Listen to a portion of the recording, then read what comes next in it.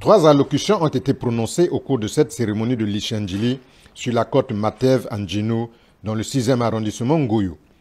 Dans son mot de bienvenue, Wilfred Mpaka, le maire de Ngoyo, a relevé que sous l'impulsion du président de la République, qu'il a qualifié d'homme du passé, du présent et du futur,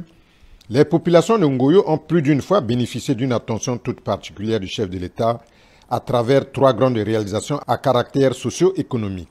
Il s'agit de l'inauguration le 21 janvier 2022 de l'hôpital général de Ngoyo, de la remise en service de la centrale à gaz de Ndjeno le 10 novembre dernier et présentement du lancement des travaux de construction du centre de liquéfaction de gaz. Félicitons le président de la République et le gouvernement congolais pour ce parfait partenariat public-privé. Mirko Araldi, directeur général de Eni Congo, a quant à lui souligné que le présent projet va permettre au Congo de rejoindre le restreint groupe des exportateurs mondiaux du gaz naturel liquéfié d'ici la fin de l'année. Nous célébrons aujourd'hui le projet Congo-GNL qui permettra à la République du Congo de rejoindre le groupe restreint des exportateurs mondiaux de gaz naturel liquéfié d'ici la fin de l'année. Permettez-moi tout d'abord de féliciter son Excellence le Président de la République, chef de l'État,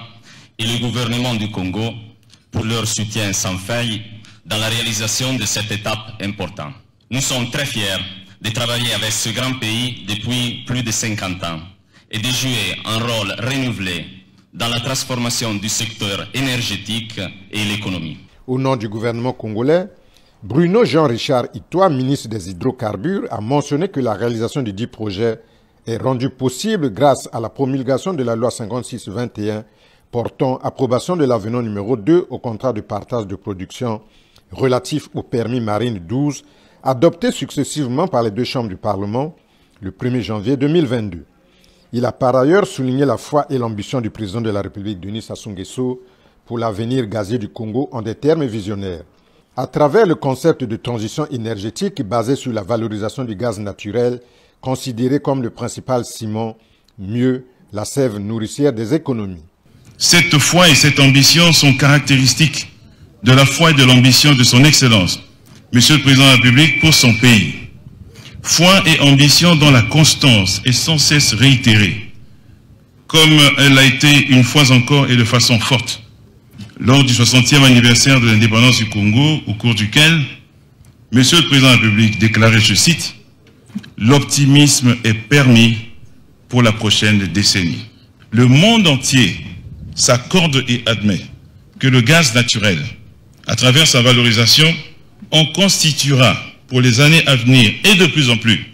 le principal ciment, pour ne pas dire la substantifique sève nourricière. Dès lors,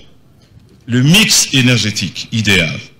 ou le plus adapté à l'impératif de l'évolution de nos ressources énergétiques, vers des énergies de plus en plus propres et décarbonées, et donc essentiellement renouvelables, impose désormais, pour l'ensemble de la planète en général, et en particulier pour des pays qui, comme le nôtre, disposent de gaz, de placer la production et la valorisation du gaz naturel au premier plan des choix énergétiques nationaux et globaux.